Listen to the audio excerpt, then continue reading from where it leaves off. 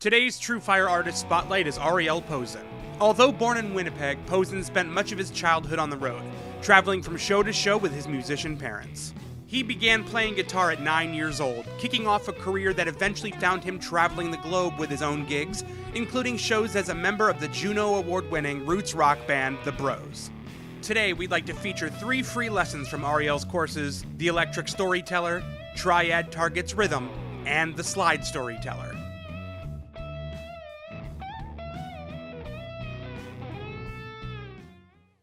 All right, guys, let's talk about knowing the fretboard. And this is a problem, a reality, really, in guitar player land, where we get married to 1 or 2 positions on the guitar, and we don't stray from that. We don't go other places, and truly, we're not utilizing the guitar the way we should be. We are not getting the most out of it because we're just too comfortable in 1 or 2 spots, or we don't know where they are. And the truth of the matter is, with guitar and in music in general, what we're doing is we are playing the same thing over and over and over and over again. But what we're doing is we're doing and playing that same thing in different spots. And the more different spots you have to play them, they just come out a little differently, and they inspire different things because of their positioning. And so what I wanted to talk about was a very simple and easy way to just work on knowing the fretboard. Because, you know, if you were sitting with me right now, which you technically are, and I said, you know, play me a D on the B string, like within a second, you know, you need to know where that is. And that's where I want you to get to. I want you to never have to think about, A flat on the, where is that? It's like rapid fire for everything. That is our goal. So let's break it down. Basically, on the guitar, every note shows up on the guitar twice on every string. Once before the 12th fret and once after. So what that means is that all these notes are going to show up like this before the 12th fret. They're going to be the exact same after the 12th fret. Obviously, you know, our 15th fret is the same as our 3rd fret, and our 16th fret is the same as our 4th fret, etc., etc. And I know there's a lot of great lessons out there you can find on the internet where they tell you, you know, learn the 5 positions of pentatonic, learn these positions of this scale. Those are all great, but the way I like to think of things is about trimming the fat, so to speak. And what I mean by trimming the fat is take just what you need, really, and hone in on that. Leave the other stuff while you're learning it. And after you learn it, you can take all those other things and put them back in, because you'll have the fundamentals and you'll understand what's going on. And simple is okay. Simple is good. And specifically for learning, I like simple as well. So firstly, the most important way to just find our notes is using octaves. So on the guitar, we have octaves for every 2 strings, right? Now, we're going to use the key of G as an example right now. What I just did there, I played every G on the E string, the D string, and the B string. So from the E string, we're skipping a string to the D string, and there's our next G. And then from that G on the D string, 5th fret, we're going to go up to the B string. So right away, we're halfway there. That's half of the G's that exist on guitar. So let's, for example, take the major scale and play a major scale from each of those G's.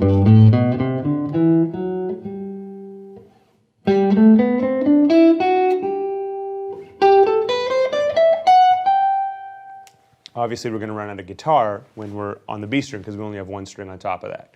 Great. So that's the E string, the D string, and the B string. Now let's look at the A string, the G string, and the E string. So same thing. Here's our G. We're going to do an octave of that, which is on the 12th fret, or open. For the sake of real estate, I'm going to do the first example up here and then the second one down here. So First G on the A string. Now we're here. Or. And then of course, we only have the one string. But that doesn't mean that we should rule it out. You know, we still want to have our scales horizontal just as much as they are vertical. So there you go. That's every G on the guitar. Not, right? So if I were to say, play me every C, you should be able to immediately just go. And if I said, play me the pentatonic from each of those Cs, you go, okay.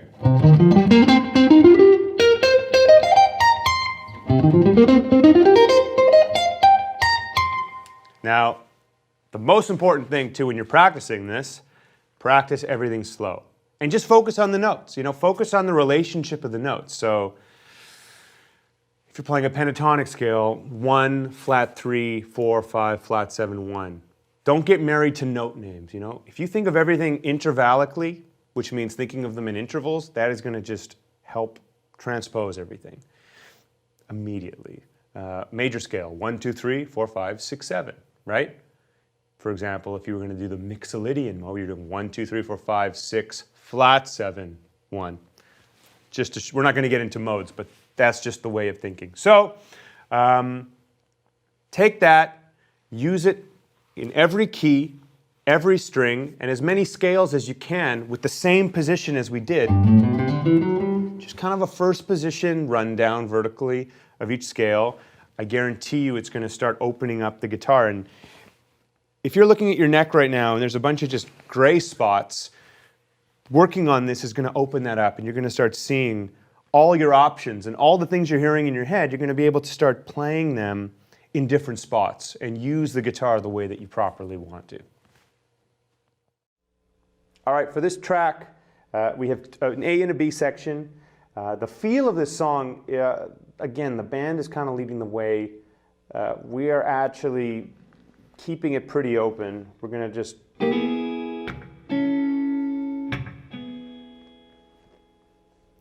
let it sit.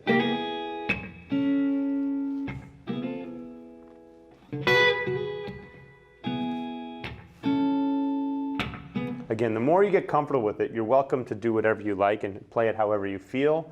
But for the sake of the song, we want to serve the song. And it's just a very simple feel. So the A section, we're going to play E, second inversion, to A, first inversion, back to E. Sitting on that.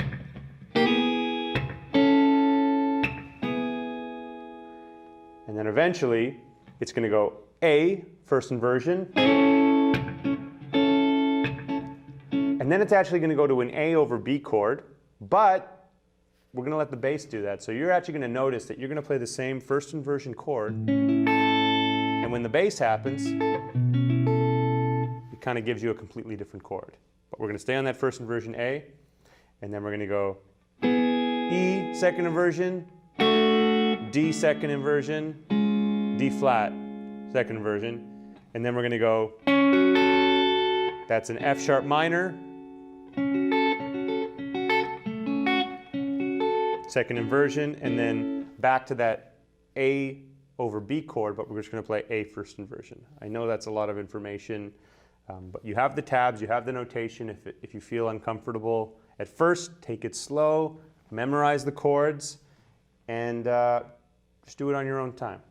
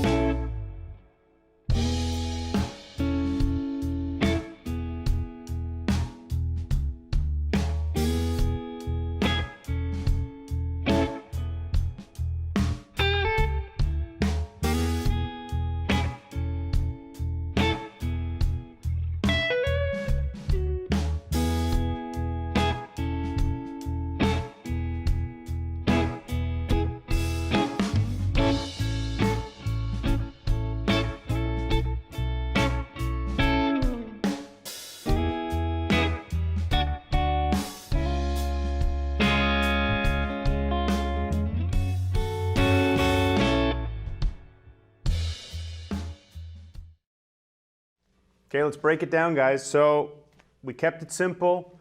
Like I said, there's a lot of space in this song. So by the second time around, like I was saying, these triads and these shapes should start opening up the fretboard more for you. There was a lot of space, so I felt like I should throw in a couple licks, you know? I was seeing that I have this E pentatonic major position. And then at other time I was kind of focusing on... I tried to specifically keep everything on the third, the second, and the first string only, because those are the shapes we're focusing on, right? So yeah.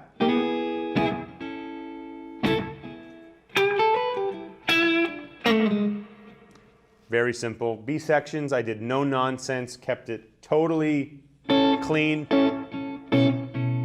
Bass. I'm playing the bass line just for you for reference. Serving the song, just internalizing those changes. And I should say, if any of these songs or these chord patterns in the performances are giving you any trouble, there's tools where you can slow things down, you can loop it, certain sections, you can basically do anything. These tools are here for learning and making it easy for you. So use them to your advantage, don't be shy, make it work for you, and I hope that helps.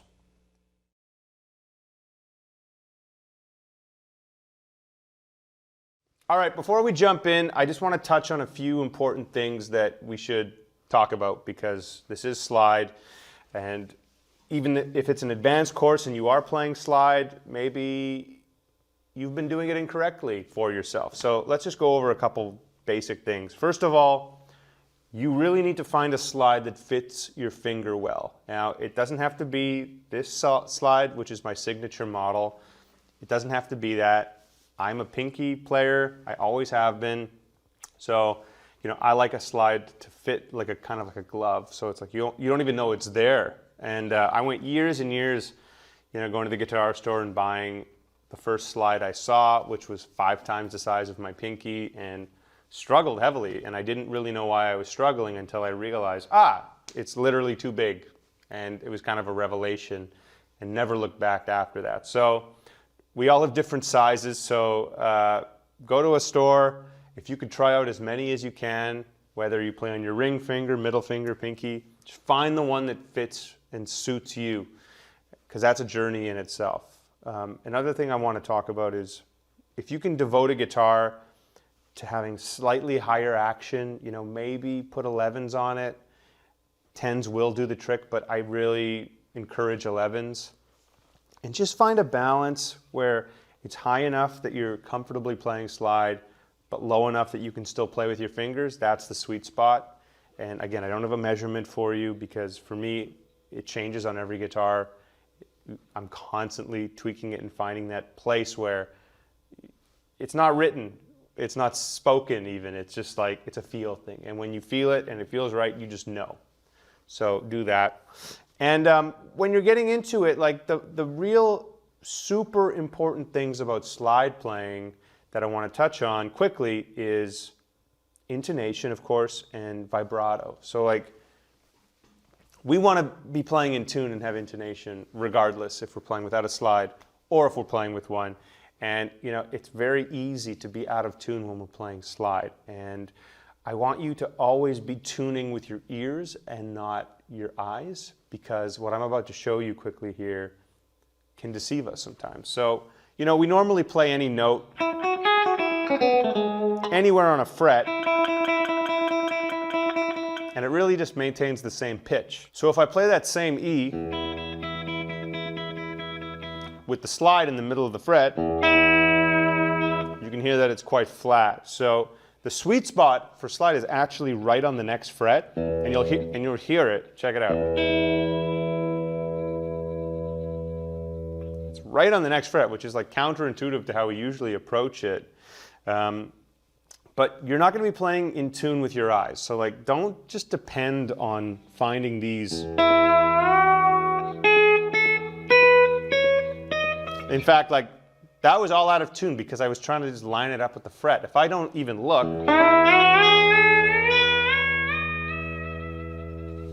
it is a lot more in tune if I don't look because I'm using my ears. So, record yourself a bunch and just try to get into a mind frame where you're always listening for it rather than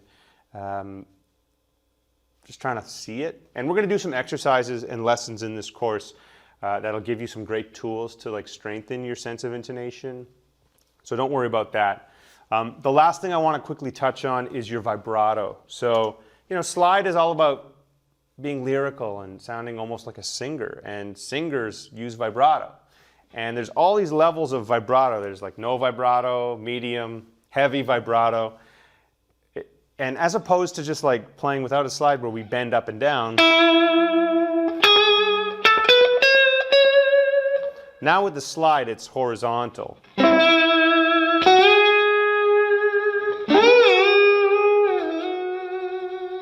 And there's all these different levels. So there's real subtle, where the smallest movement actually does make quite an impact. There's medium,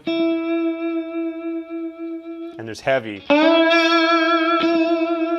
And obviously your dynamics and your intensity has a great deal to do with that too. And this is a very important thing, is like how light or heavy you're attacking at either time. So like keep an eye on your intonation, your vibrato, your dynamics. Those might be, outside of feel, like the most important elements of slide. More important than the melody and the notes you play.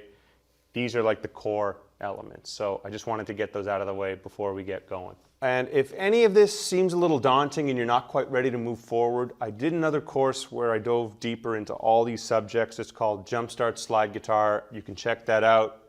We spend a lot more time on all these concepts and give you exercises to make sure that you're comfortable moving forward. So I just wanted you to know that. But if you're here to stay, then let's jump into the rest.